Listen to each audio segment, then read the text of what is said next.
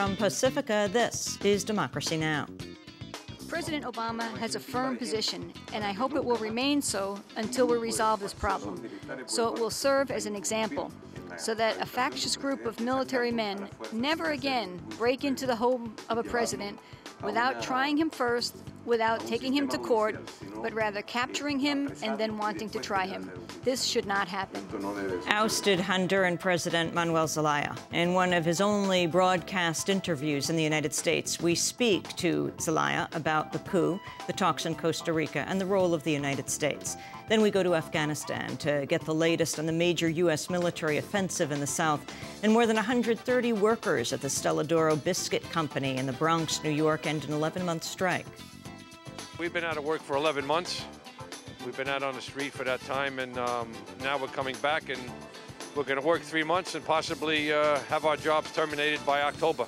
The workers walked off the job after company officials tried to force them to accept at least a 20% pay cut, elimination of 6 days in overtime, and other cutbacks. The NLRB ordered Stella D'Oro to reinstate and pay back wages to the striking workers. Now the private equity fund that owns the company is threatening to close the factory within 90 days. All that and more coming up.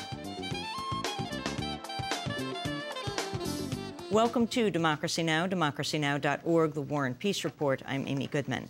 At least 45 people were killed Wednesday in 2 U.S. drone attacks in Pakistan's South Waziristan region. It was the second consecutive day of U.S. drone attacks inside Pakistan and the 6th attack in just over 2 weeks. In Iraq, more than 50 people have been killed in the last 24 hours in separate bombing attacks. At least 34 people died and 60 were wounded in a double suicide attack in the northern town of Tal Afar.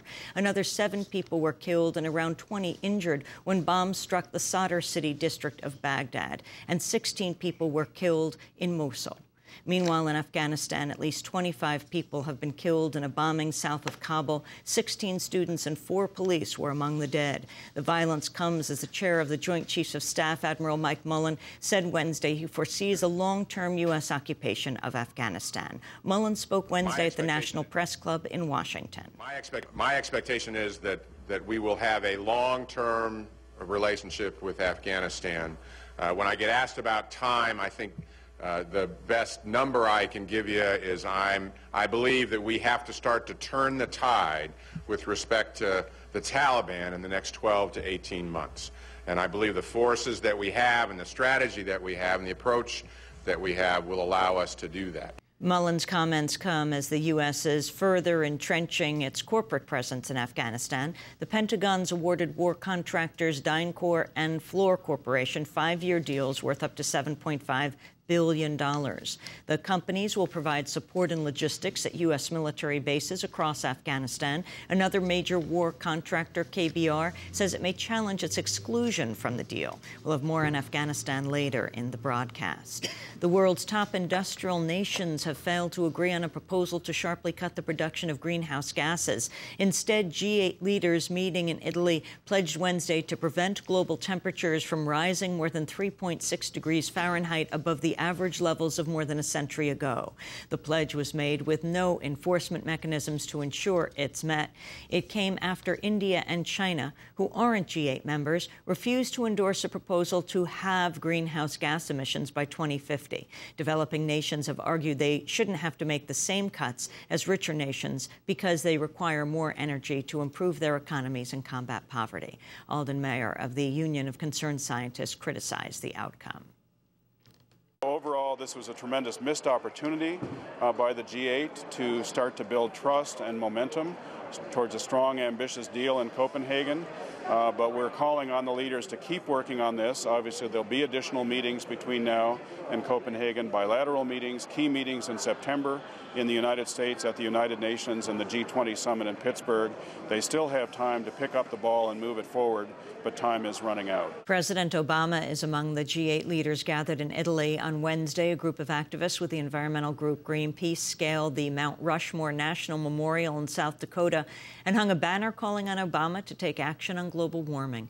The activists hung the banner next to the carved mountain face of Abraham Lincoln. The banner reads, quote, "America honors leaders, not politicians. Stop global warming." The group of 11 Greenpeace activists who hung the banner were later arrested. Talks between the ousted Honduran President Manuel Zelaya and the leaders of last week's military coup begin today in Costa Rica. Zelaya says he won't negotiate with the coup government and expects their resignation within 24 hours. Meanwhile, the Honduran coup regime's foreign minister has apologized for racially charged remarks about President Obama. In several radio interviews, Enrique Ortiz Colindres referred to Obama as a, quote, negrito, or little black man, who knows nothing about anything. At one point, Ortiz Colindres described Obama as this little black man who has no idea where Tegucigalpa is. He apologized after the U.S. ambassador to Honduras expressed outrage. We'll have more on Honduras with an interview with President Zelaya after headlines.